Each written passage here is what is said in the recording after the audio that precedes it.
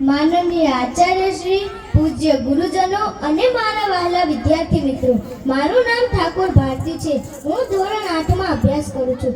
આપ સૌને મારા નમસ્કાર. કલ્પના કરો કે તમારી પાસે એક જાદુઈ બેંક ખાતું છે જેમાં દરરોજ 86,400 રૂપિયા જમા થાય છે, પણ શરત એ છે કે રાત પડે તે પહેલા બધા જ પૈસા ખર્ચી નાખવા. તો તમે શું કરશો?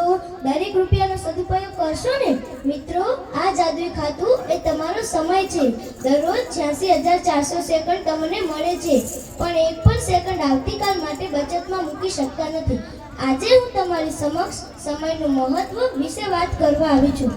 સમય કોઈની રાહ જોતો નથી. સમય કોઈની રાહ જોતો નથી. સમય કોઈના રોકાતો નથી.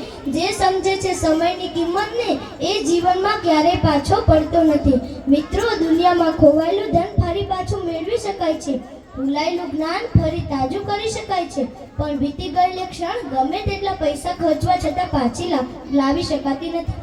અંગ્રેજીમાં એક જાણીતી કહેવત છે, time and ટાઈડ weight four none, એટલે સમય અને ભરતી કોઈની રાહ જોતા નથી. સમય એ વહેતી નદી જેવો છે. જે પાણી એકવાર વહી ગયું તેને તમે ફરી સ્પર્શ કરી શકતા નથી. તો ચાલો જોઈએ શા માટે સમય મહત્વનો છે. આપણા વિદ્યાર્થી જીવનમાં સૌથી વધારે સમયનું મહત્વ છે. જે વિદ્યાર્થી સમયનું મૂલ્ય સમજે છે તે જ સફળતાના શિખરો સર કરે છે. આપણી પાસે દરેકને સરખા એક દિવસના 24 કલાક મળેલ છે.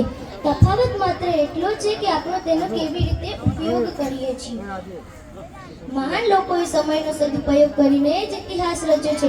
ડૉક્ટર એપીજે અબ્દુલ કલામ વહેલા સવારે 4 વાગે ઉઠતા અને રાત્રે મોડા સુધી અભ્યાસ કરતા. તેમને કહેલ કે સપના તે નથી જે ઊંઘમાં જોવાય છે, સપના તે છે જે આપણને ઊંઘવા જ ન દે.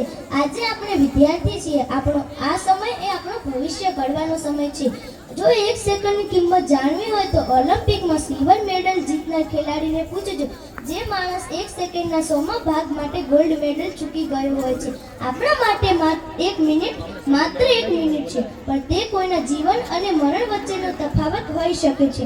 હવે હું તમને એક નાની વાર્તા કહેવા ચાહું છું. એક વિદ્યાર્થી હતો. તે કાલે ભણીશ એમ કહેતો. પરીક્ષા આવી, તેને અભ્યાસ ન કર્યો તો પછી પરિણામ ક્યાંથી આવે? તે નાપાસ થયો. પછી તેને ખૂબ જ પછતાવો થયો, પણ સમય તો પાછો ન જ આવ્યો. મિત્રો, તમારામાંથી કોઈ આવું તો નથી કરતું ને? આજે મોબાઈલ્સ, ગેમ્સ અને સોશિયલ મીડિયામાં કલાકો વેડફાઈ જાય છે, પણ યાદ રાખજો, જે લોકો સમયનું સંચાલન કરે છે તેઓ જ જીવનમાં આગળ વધે છે. દરરોજ એક નાનું ટાઈમ ટેબલ બનાવો. સવારે અભ્યાસ, બપોરે રમત, સાંજે હોબી અને રાત્રે પરિવાર સાથે વાતો. આમ કરશો તો અભ્યાસ પણ સારો થશે, મજા પણ આવશે અને તણાવ પણ ઓછો રહેશે. અંતમાં હું એક પંક્તિ કહીશ, કાલ કરે સો આજ કર, આજ કરે સો અબ, પલ में परलय होएगी बहुरी करेगो कब. અર્થાત જે કામ કાલે કરવાનું છે તે આજે કરો, આજે કરવાનું છે તે અત્યારે જ કરો. જો સમય વીતી ગયો તો કામ ક્યારે કરશો?